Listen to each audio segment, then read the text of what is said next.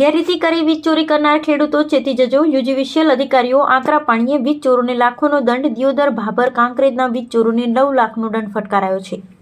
દિયોદર ભાભર અને થરા પંથકમાં યુજીવીસીએલની 22 ટીમોએ પોલીસ કાફલા સાથે વીજ ચોરી કરનારાઓ સામે સ્પેશિયલ ડ્રાઇવ હાલના સમય યોજાઈ રહી છે, જેમાં જ્યોતિ ગ્રામ સિટી ફીડર અને ખેતીવાડીના કુલ 1161 જેટલા કનેક્શનનું ચેકિંગ હાથ ધરવામાં આવ્યું, જેમાં 53 ખેડૂતોને વીજ ચોરી કરતા ઝડપ્યા પછી અને પોલીસ કાફલા સાથે ખેડૂતોને 9,13,500નો દંડ ફટકારાયો.